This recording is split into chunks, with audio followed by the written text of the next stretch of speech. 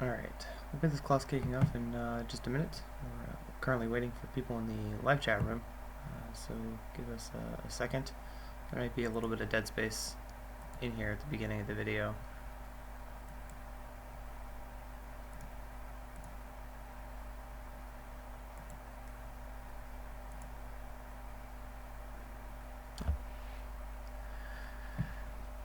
Alright, so we had a couple people in here, so I'm going to go ahead and get started on today's lesson. Today is actually going to be a relatively short day in terms of what we're going over, because there's two things that I want to introduce to you, but we're not going to apply both those things together today. Essentially, what I want between class 6 and 7 is to teach you both low polygon modeling and the idea behind UVing low poly models. So that as we progress around creating low poly structures for this object, we can actively UV them, so that by the time we're done with the low poly, it is completely UV'd out, and then we can transition on our next phases. So there's a pretty big jump from the last program as far as this gun is concerned. So you'll notice that this object is actually done. Get out of my side menu, see a little bit of view space here. I went ahead and actually finished the model itself because we were essentially just kind of going to go over the same toolsets repetitively for the majority of the rest of the high polygon modeling for the gun. So the rest of this object is done, and now essentially what we're going to be doing is going through the rest of this object and creating a low polygon shell for it, so that we can bake it out and texture it and get it ready for a game ready resolution. So when we started this out, there was a couple of mentions of while you're modeling things to save objects, so that you essentially save a little bit of time with what you're doing. I would have a duplicate. Let's get that out of here real quick.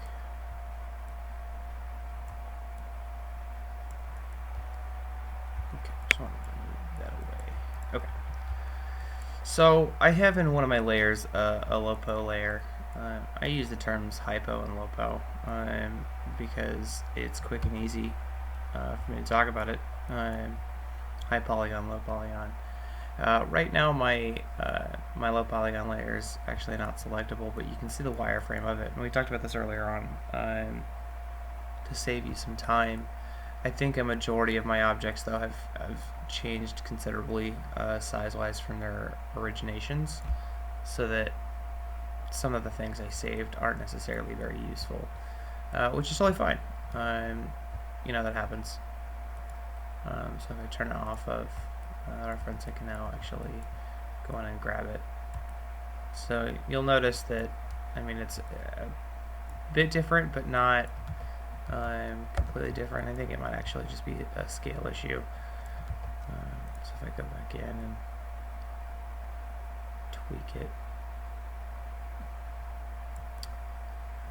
but still not approximate enough for me, so I'm actually just going to take it out.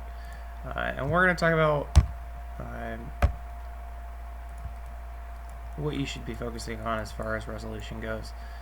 So all that crap we did, adding edge loops for most of your objects, it's easier just to go in and delete them.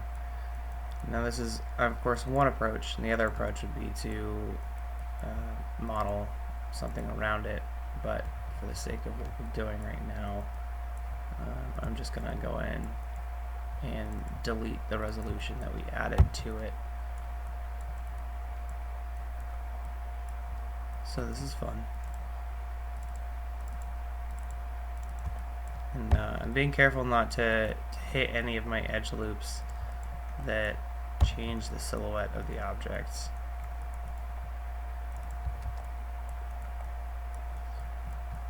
So we have this indentation, and this is something that's obviously completely unnecessary in a low polygon, so we're just going to take this out entirely.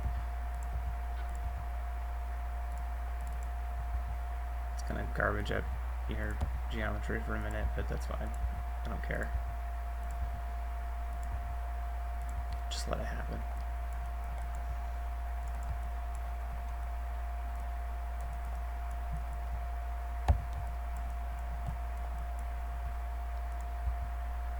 We're going to go in and triangulate everything once we're done.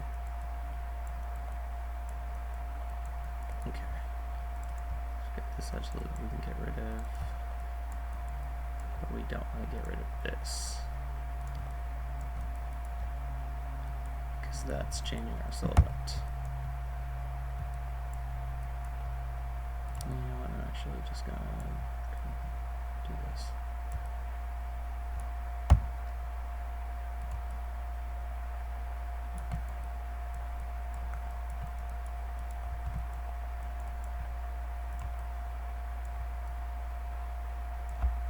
So this is what a majority of the next couple of sessions here is going to be, is focusing on getting all of our low poly shells available to us.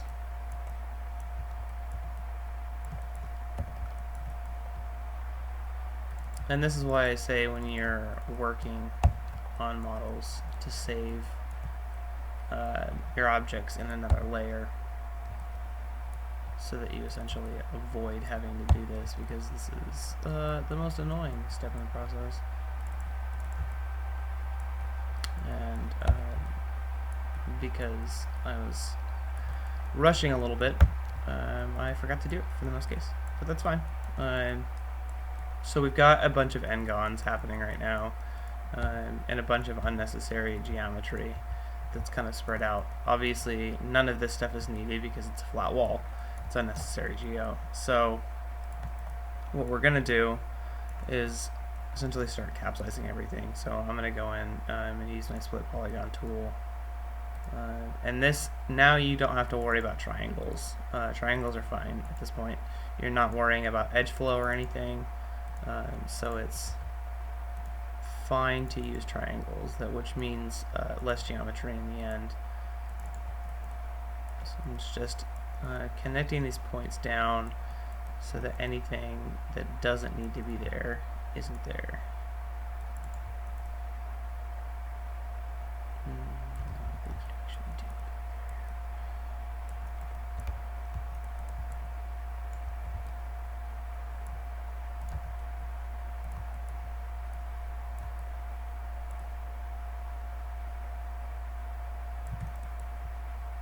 Yeah, that's fine to do that.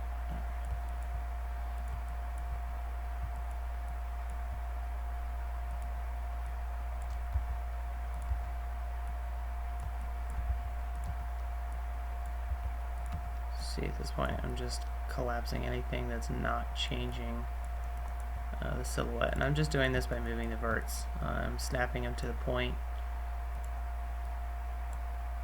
Nothing complicated there.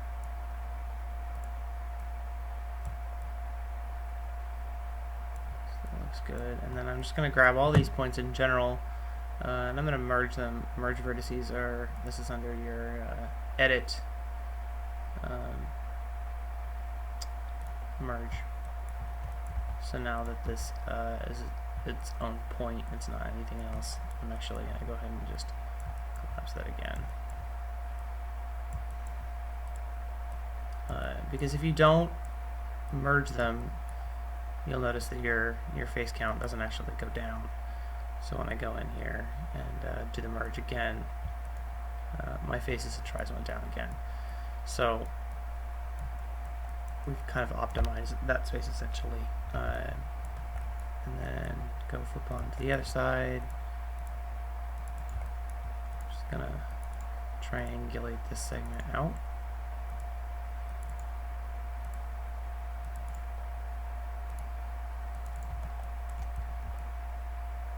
Pretty easy. And then now you essentially have a game resolution ready piece, and just make sure that everything in it. Oh, actually, we don't need this. Oh, oops, there's occasionally this will happen where you'll get stray verts. You just select it and either delete it or delete edge vertex. Sometimes the latter doesn't work. So if I go in now, I can actually delete these out entirely because they aren't necessary. You see how they're essentially on a flat plane. Actually, these lines I do need. Those ones I don't. So keep our curve, and everything looks copacetic on this. So what I do for process-wise when I start doing this is I'm going to assign it a new material, and I'm going to assign it a Lambert. I think it's being glitchy on me, isn't it? Yeah. God, I hate when Maya does this. Alright. Come on. Refresh. 1 second, guys. Occasionally Maya will do this thing where it doesn't load tools that you have selected. There we go. Okay, now it's working for me. So I'm gonna go ahead and assign this a texture, and it's gonna look real stupid at first, but you'll understand why here in a minute. This is actually just a flat checker box image. So right now, obviously, there's nothing on it, and that's because there's no UVs approximate to this object. So there's no texture on it, essentially. Now, I won't necessarily UV this yet, but the reason I assign this is actually just kind of a visual cue that I've done something, and I can look at it when I have like all the pieces, and I know that I've already been into that object. I've already optimized it, and I can see the checker box image without its UV, so I know it's not UV'd yet. And then of course when it is UV'd, it'll have nice even boxes, and I'll know it's UV'd by that point. So I'm gonna go ahead and put this into a new layer. We'll just call this Final Lopo. I'm just gonna go ahead and save that and add this to that object and set it up as a reference scale.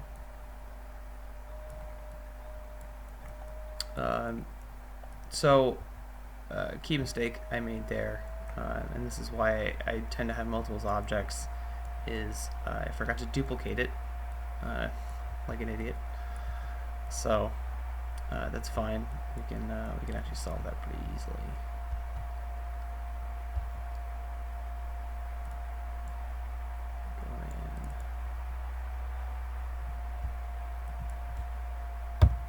This is why I have clones of objects. Watch mine crash. Okay, it didn't crash. It's actually really exciting.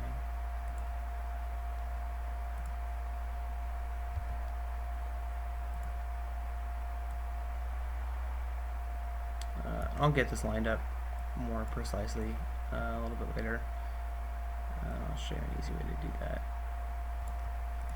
But for right now, it's in there. So now you see we have a ghost wireframe on top of our high polygon object, and this is actually just indicating, all right, here's our low polygon object, and its wireframe is about as clean as it's going to get. I think final resolution wise it was like 70 polygons for this little corner aspect. So we're just going to go through and work on some of these low polygons. This is one of the pieces I kept in before I added all the edge loops, and it looks like it's retained its approximation to the high polygon decently, so I'm going to go ahead and add this to the final low polygon. I'm going to assign it though that Lambert that we just put in there. So now you can actually see there's the Lambert checker box image. So we're going to go ahead and add that. But let's get rid of that dividing line there. see if there's anything else I need to get rid of on this object in particular. Doesn't look like it. Nothing necessary yet. And all the verts are merged fine, so I'm going to go ahead and add that. Get out of isolate selected. Alright, let's go onward to our other pieces here. Again, this is another piece that I duplicated before I added all the edge loops. So I'm going to go ahead, and these faces are never seen, so those don't need to be there, they're unnecessary. This is a line from mirroring over the object so that and save a little bit of time in modeling. Now we don't need that because we're gonna UV the whole thing approximately. Everything looks clean on this. Now things like these edges, for the sake of a low polygon model, are unnecessary, but for baking purposes we're going to leave them in there so it's a little bit closer in geometry to our high polygon. If we were to take these out, it's going to skewer this edge out a little bit, but as a mental note, this is something we can take out after the baking is done, as long as our UV maps aren't cut on those lines. So when we UV this object, we'll make sure that we're not cutting them on the edges of these objects, so that we can take those out from the low polygon shell at a later point. And there's a few objects as we go through this that you'll notice that I do that with, that I leave a lot of the polygons in, especially with anything cylindrical, because it tends to bake easier, and then it's very easy to go in and subtract some of those at a later point. So I'm going to go ahead and assign up my Lambert 9. I'm actually going to go in, I'm going to select that texture, that material that I assigned it in the attribute editor on the far right, and I'm just going to change where it says Lambert 9, I'm just going to say checker image. So I have a label on it. So you'll see the UVs for this are, again, at least there are UVs, but they're very stretched, skewered, so it's something we'll have to go in. So I'm going to grab a few more objects before I jump into the concept of UVing. This one is pretty simple because we're not going to copy over this V stuff here.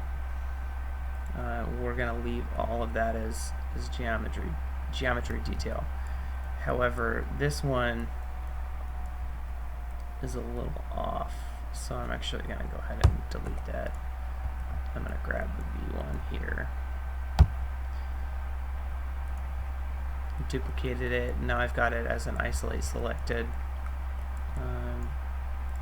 I might leave in the V's geometry. It's a judgment call. You can either leave in something detail like this. It depends on if you have a really extraneous geo budget. I'm going to go ahead and delete everything without deleting the V cut-ins just yet.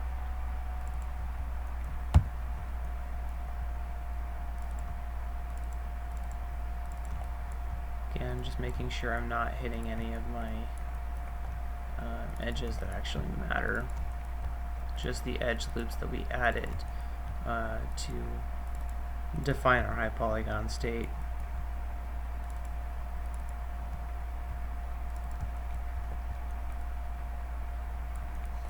And then we've got these stray edges here, so we'll just capsize these two down to there. Capsize these two down to there. And go ahead and merge the verts. Now this edge, so I'm going to grab these verts over here. You'll notice that most of this is completely dead, wasted space. So I'm going to take off snap here, and I'm just going to go into X-ray mode, and I'm going to push this back as much as I can, so that I'm essentially shrinking down the space. Now you can go in and actually just physically cut that space down but I kind of want to leave the end of the V there. But the alternative, like I said, is select the top on the view cube here. And we were just to go into edit mesh and use our cut faces tool again. So it looks like here's a kind of a good space for it. Now we've got a line in there, and we can go in and just cut out these faces. But that kind of leaves us with some. I mean, it looks fine. You don't have to clean up those edges, but personally, I'm gonna leave it like that. Let's go ahead and delete this edge too. Now that we've got those merged in, just take out these edge loops that remain unnecessary. It looks like we're having a little bit of normal bending, so what I'm going to do here is if you kind of rotate it, looks like there's a little bit of weird normal issues happening, and since it's not something we want, it seems to be like it's smoothed out. So I'm going to go in and hit the normals, and I'm just going to set them to face, and this is going to just unify the normals to a forward facing degree. So now you see that we've got the hard edges again from those particular zones versus before we were getting a little bit of a blend.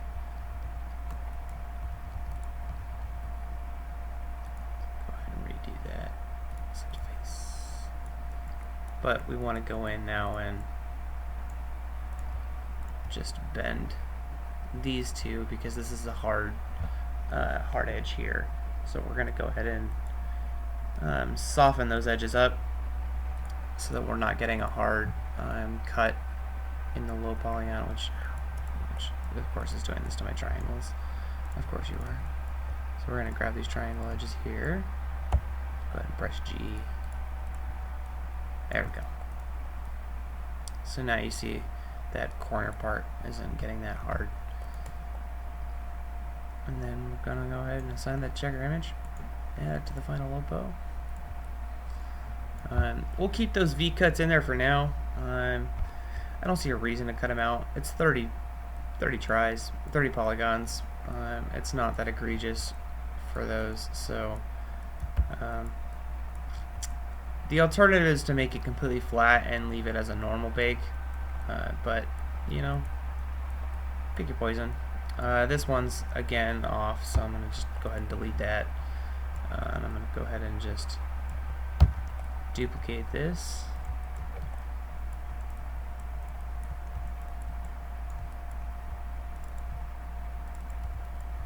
And I'll probably do this to a couple more objects before I kind of introduce you guys to the idea of UVs so that we can start opening that dialogue. But again, today's lesson is going to be a little shorter because I just wanted to introduce these concepts, and I want this to be something that you play around with.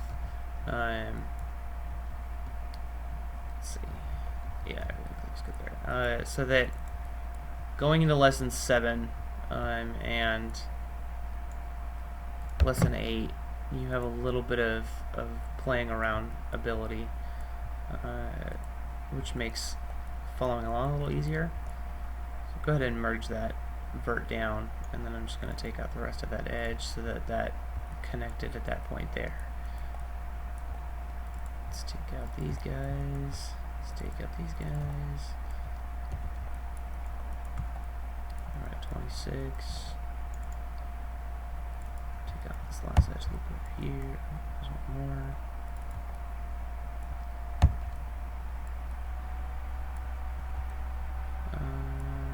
We can capsize that point because it's on a flat face. And merge that down. And these guys we can merge over here. Merge these down too. There we go. Everything on that looks clean. Pretty easy. So I'm looking at 19 faces for just this little piece. Go ahead and let's check our normal bends here. So it looks like we've got a couple of weird ones. Let's So go ahead and soften those edges. Actually, let's reset the whole object. So we'll go ahead and set them on a face.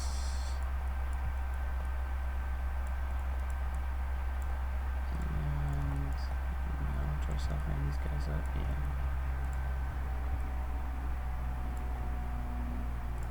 And I'll soften this up. That up. Perfect.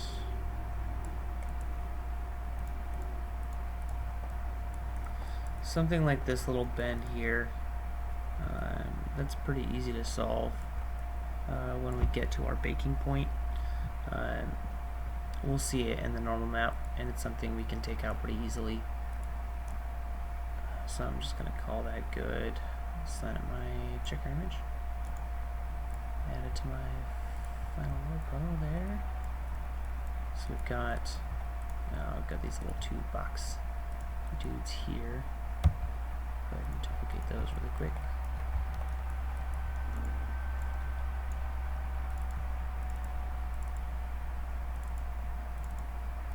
See, stuff like this.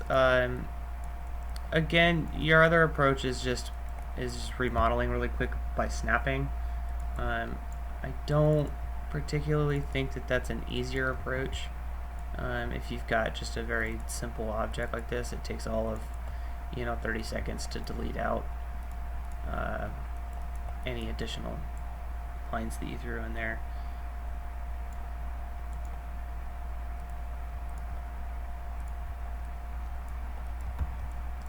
However, when you get into more complex objects, like this dude here, going through and deleting all of these additional edge vertexes, it's a little bit more lengthy in time. So we're actually going to save that handle for a later point. So I am going to, well, let's grab it too. Why not?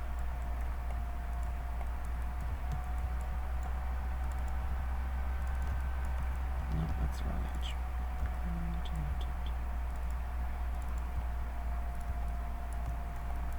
And that's one.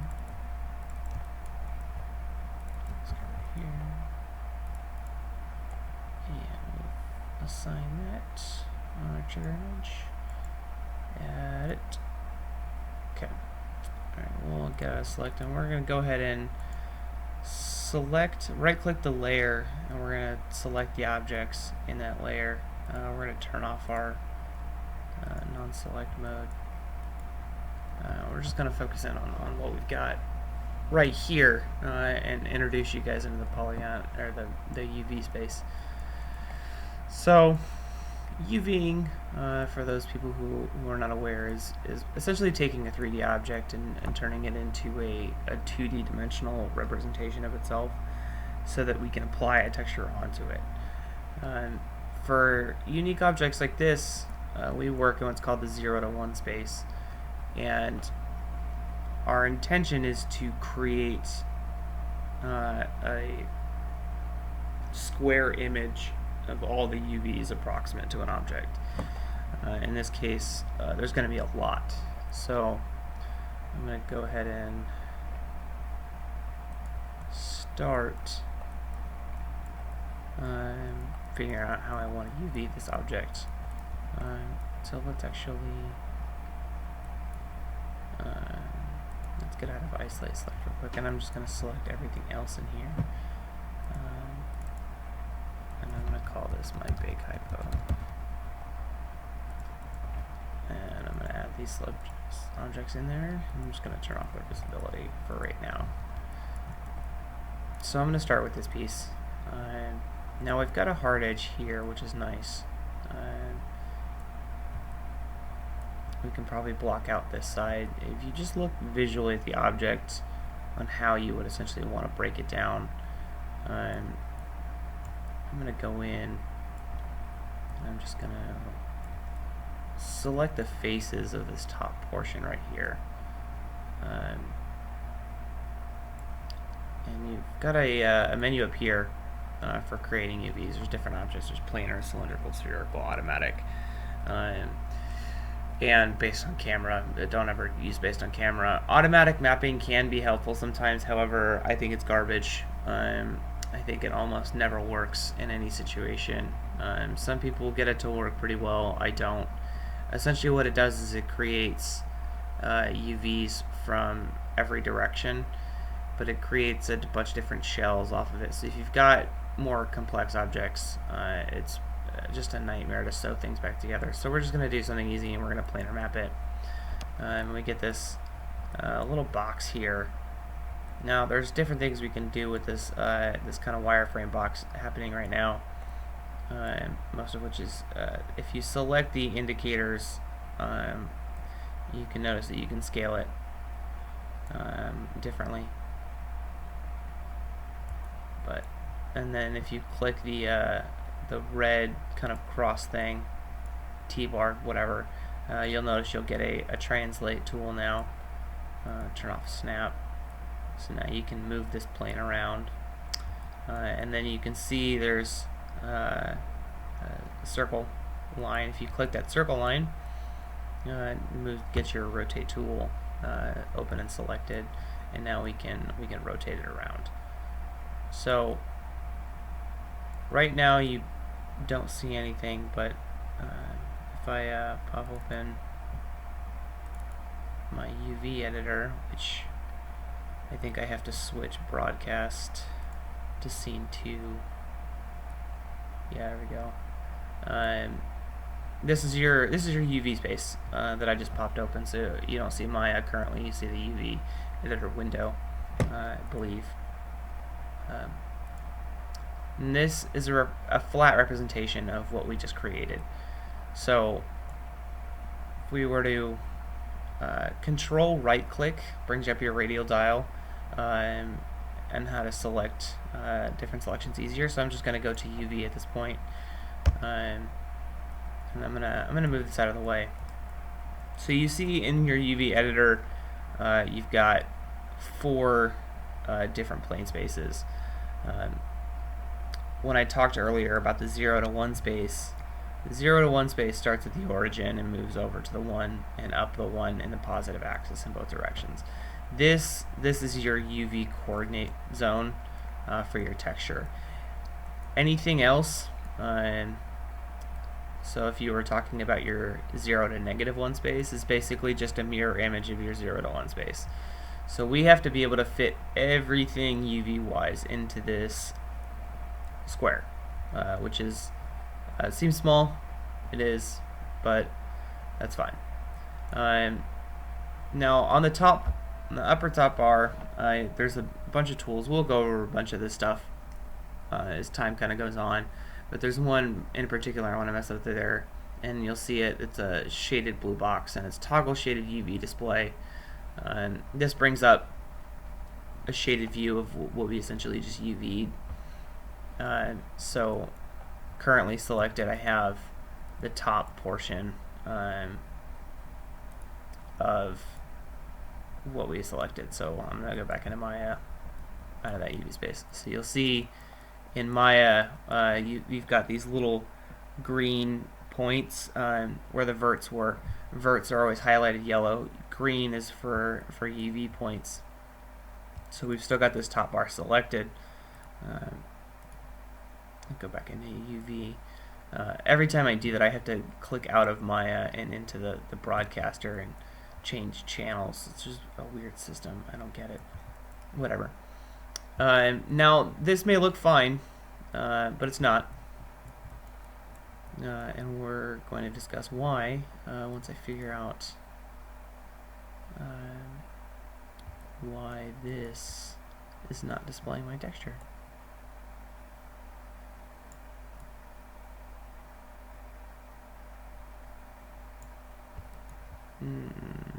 That's a problem.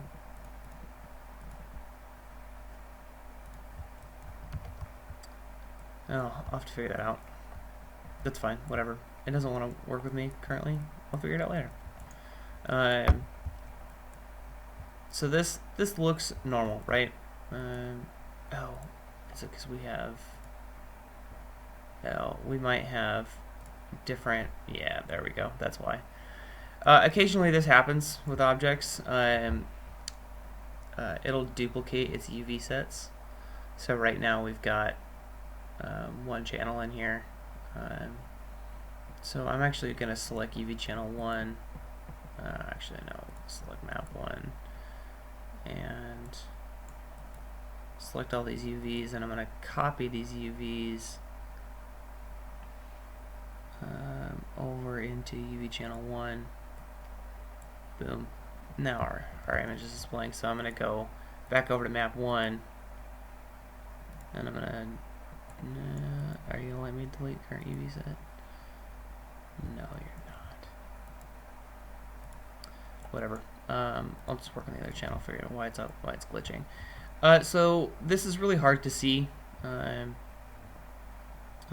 You'll notice that when you're looking at the space, you're seeing the image of the checker repeated constantly. I'm going to go into image, and I'm just going to turn off display image for right now. Now you can't see this in the broadcast. This is something more that you'll see in Maya, in particular.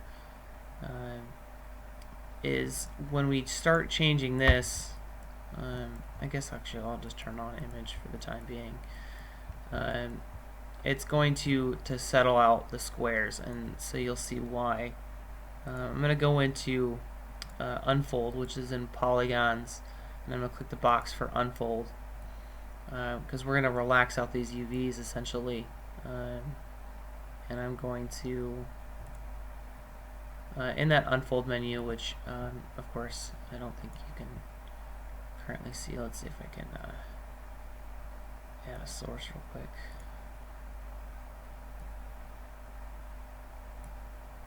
Yeah, there it is. Hold on, I'm adding this menu in there. Okay, so this unfold UV option is going to be helpful to you.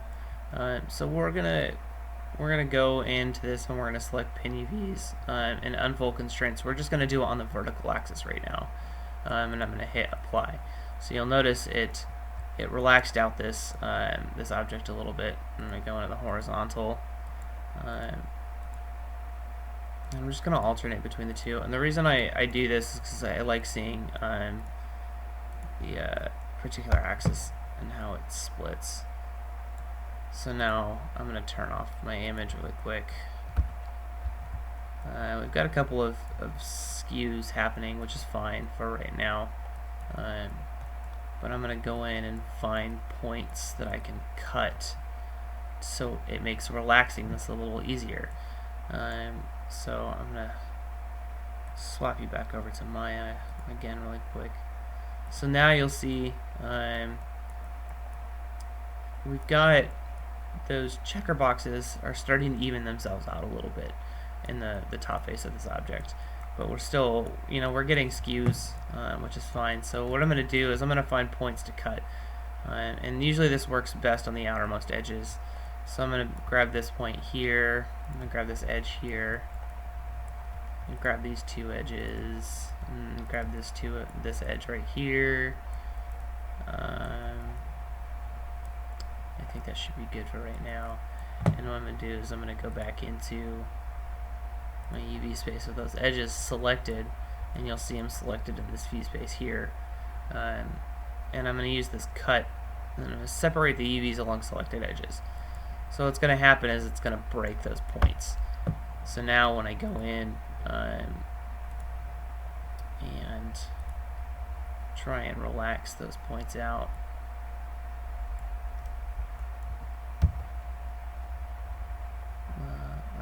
oh, that's glitching.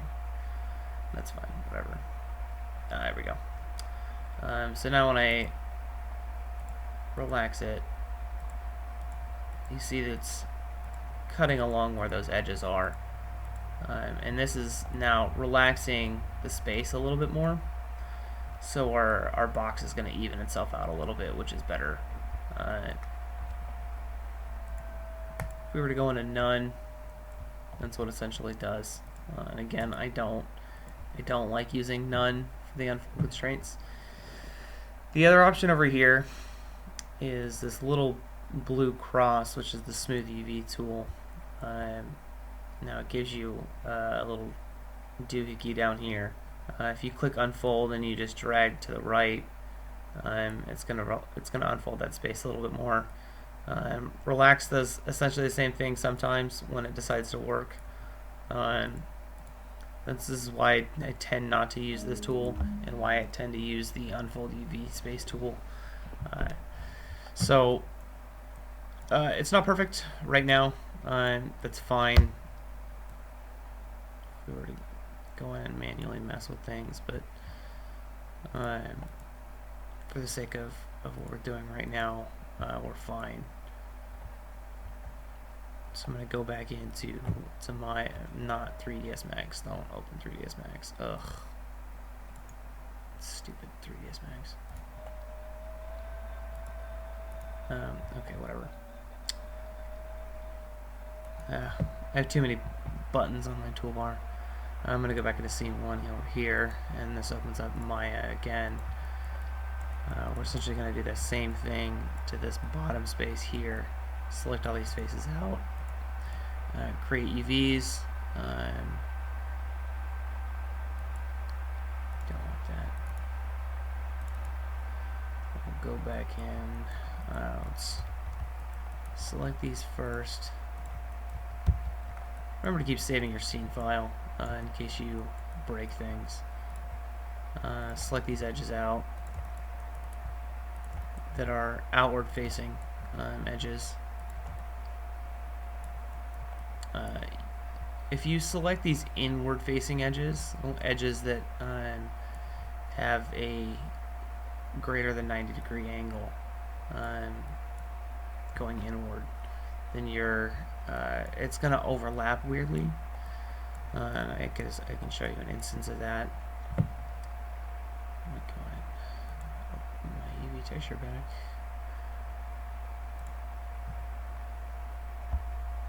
I'm pretty sure I just crashed my app.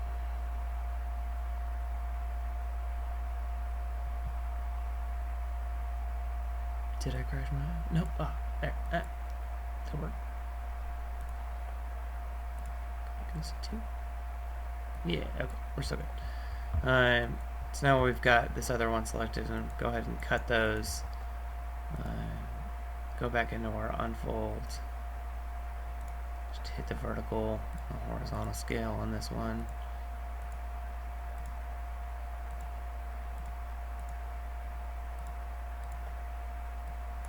So now all that we have left, if we go back into, let's go back into Maya, is these side panels. And it's actually pretty easy. So I'm going to go ahead and select a face and shift double click the rest of these so it goes around that edge loop. I'm just going to go ahead and I'm going to cylindrical map it this time.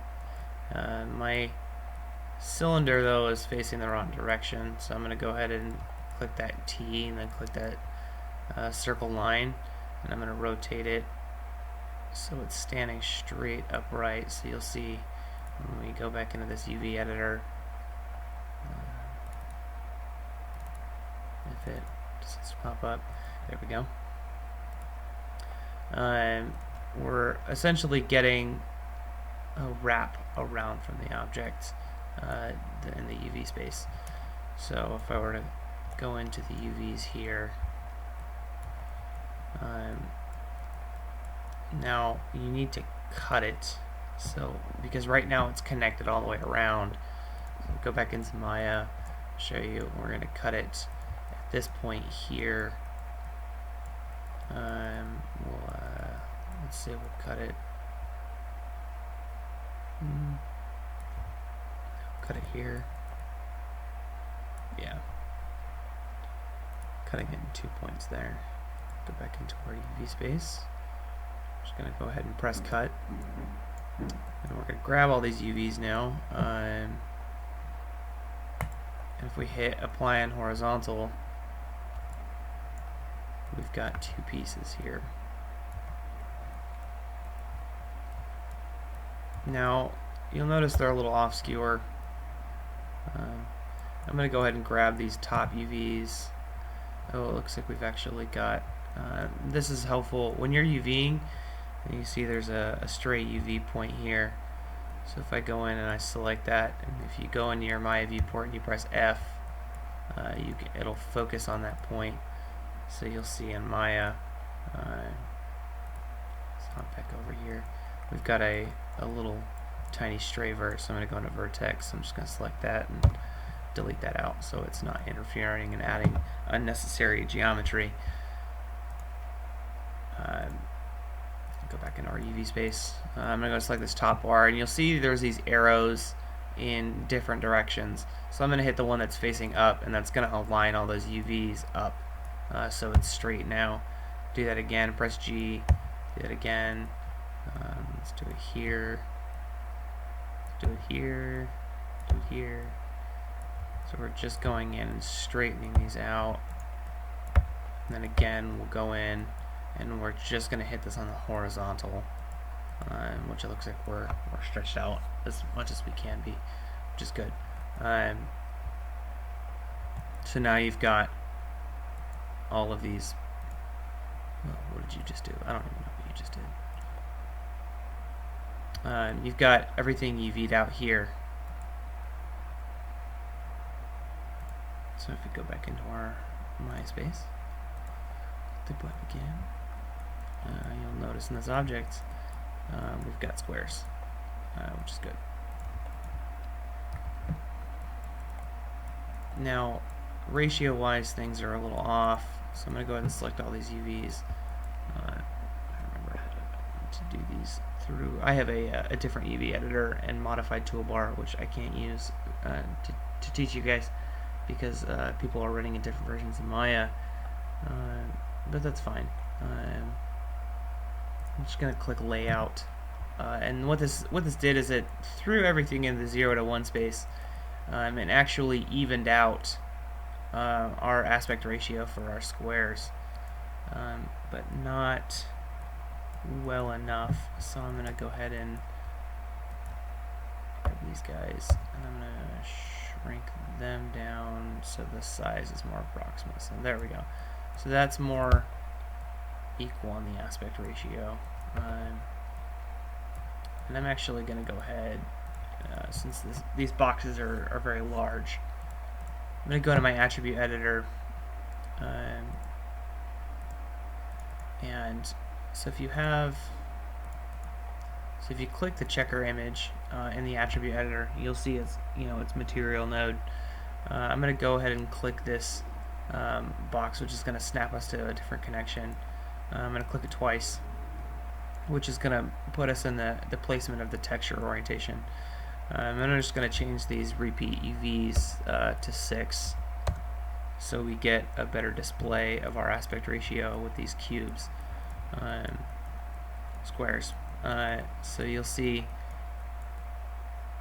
okay, looks like we're good and equal on both sides of those. And this is important because this comes into play for texture resolution. The more equal things are out with texture resolution, the better your final result's going to be. I'm going to go select this one. Of course, this one's got multiple UVs too. I'll figure that out later. What am I broadcasting? Okay, so I'm going to go back into this MySpace. I'm going to create UVs. I'm just going to planar map this really quick. We'll go ahead and go over to our UV space here. Open up our unfold. Now this one's pretty easy because it's pretty much just a flat plane. There's these little rotate selected turn things, and this is going to turn our whole shell. I'm going to turn that whole shell right side up, and then I'm going to relax it horizontally, and then I'm going to relax it vertically. Now, I don't particularly like how it's doing that, so I'm going to go ahead and I'm going to snap all of this up. I'm going to relax it horizontally again.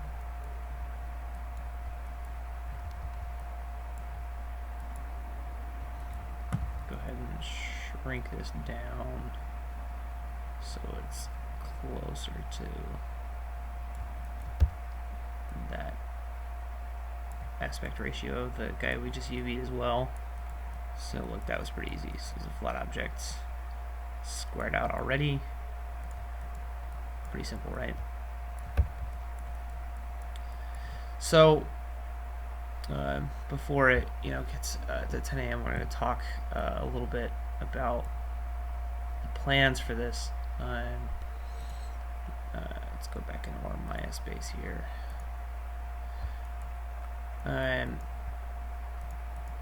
Essentially what's going to happen in the next few lessons is a lot of repetition of this. We're going to run into different instances of issues. We'll explore more tools in the UV editor as we progress through getting our low polygon state modeled out and finalized. Some of these we're going to have to remodel entirely. We're not going to be able to use the pieces that exist off the high polygon state right now. Sometimes because I may have smoothed it out already, or it just may be easier complexity wise, like we showed with the handle.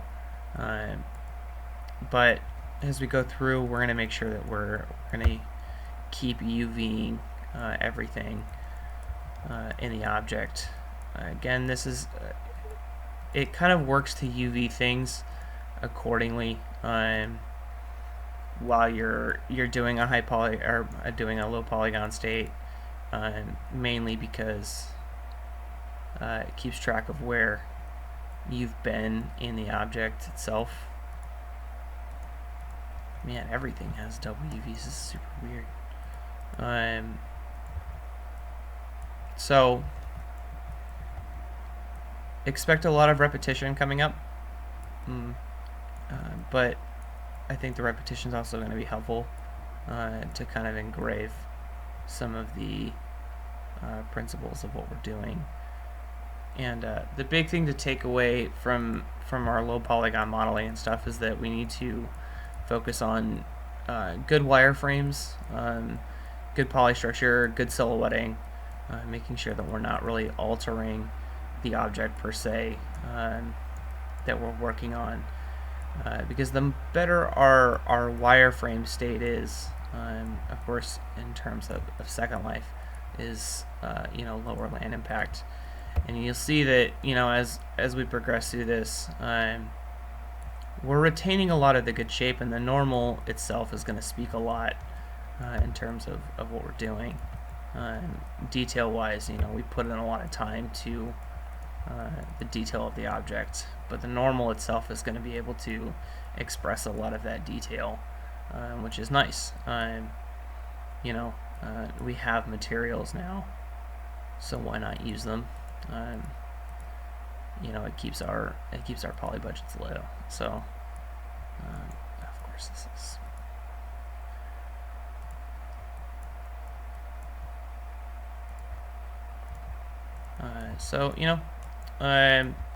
look forward to class 8, which is going to be a lot more of this, a lot more of the same thing, and we'll keep progressing until the point we get to texturing and all that, and then we've got a couple other things lined up in the future as far as different principles of what you can apply modeling for, rather than just this individual unique 0 to 1 space stuff.